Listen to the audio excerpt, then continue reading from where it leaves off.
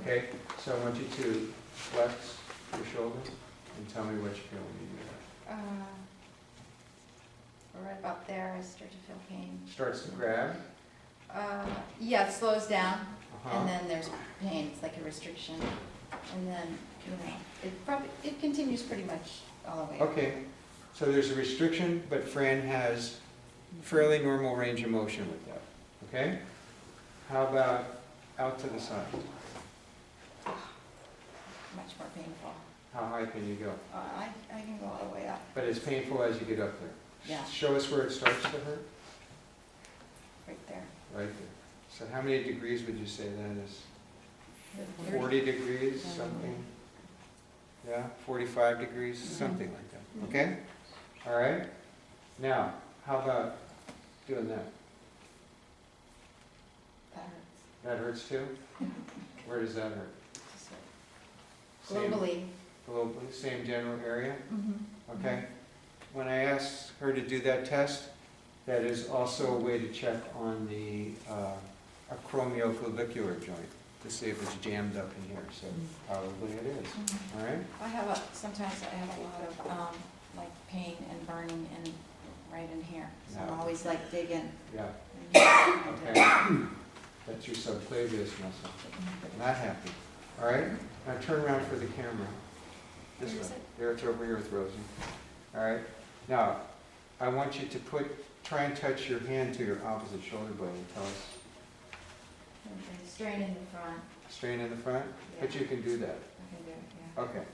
Now, people who have severe rotator cuff problems, frozen shoulder, they can get to about right here, and it hurts like hell.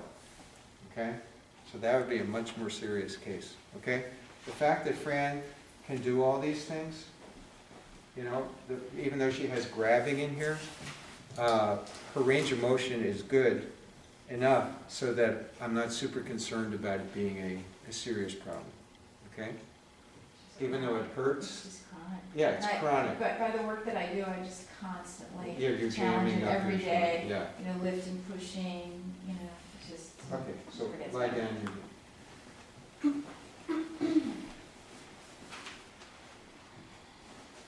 Okay? Actually, I'm going to have you lie on this side right here. Okay? So here's something all of you can implement. This is a way to test the flexibility of the joint capsule. Okay? Here's a test for the joint capsule. So the arm is out, the bottom leg is straight. This foot goes behind the knee. Okay? Start in this position. Well, actually start down here, I'm sorry. I want you to keep your elbow locked and I want you to make as big a range of motion as you can with your shoulder. Go all the way around and tell us what you feel when you Want me to start. go all the way this way? Yeah. Okay. What do you feel? You know, pain anteriorly and superiorly. Okay, keep coming around. There's a kind of a numbness, a tingling that's setting in through here. Okay.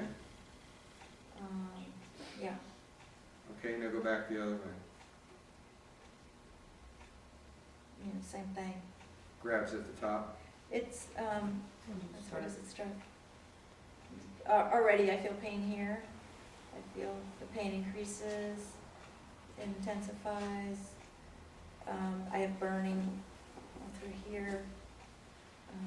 And then it diminishes as I came around the front. Okay. So that would be a positive test for adhesive capsulitis. Okay? So there's something going on in her joint capsule for sure.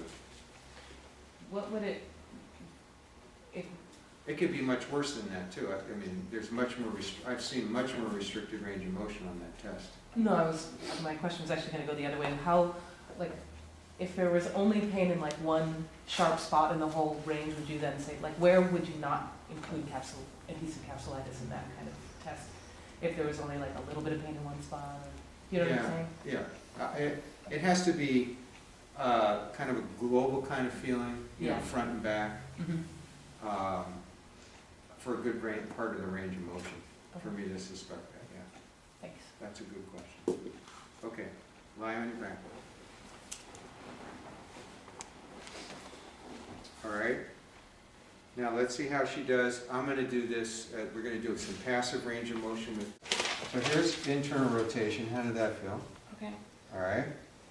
And let's see how external rotation is.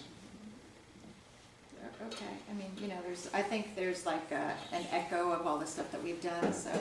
Okay, now, if she had a real frozen shoulder problem, serious rotator cuff problem, most of the time when people are frozen, when I get to about right here at 90 degrees or even before 90 degrees, it's right to here, that's it.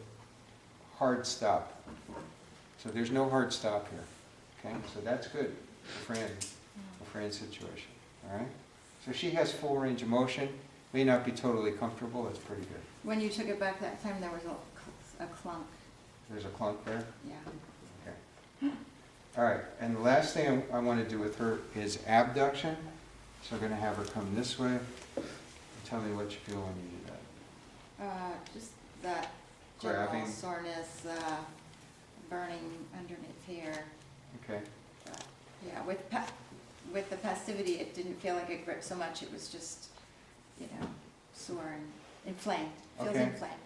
Again, in frozen shoulder, I get to about 90 degrees, and that's the end of that. Painful stop, hard stop. Okay? All right. Now, let's have you do these yourself. That was passive. Let's see what happens with active. So internal rotation, active, what do you feel? It's okay. Good. And in external rotation, active? Becomes a little dicier. Like I feel like a little shaky going back that Okay. way. All A little, right. like it stutters. Okay. No pain though? No. Okay. And what about when you abduct? Keep going up towards your ear from here. What do you feel? Just that, you know, and what I've mentioned before. Okay, good. Internal rotation for subscapularis. Okay, so press against me here. Okay, so that's the subscapularis test. You can start it here, have it come all the way through a range of motion, all the way down to here. If you're suspicious of a muscle, I would start it in the neutral position, but I would also check it in this position, At full stretch. open position, and a closed position. Okay? You can also, the subscapularis, you can change the angle of it this way a little bit too. Press against me here.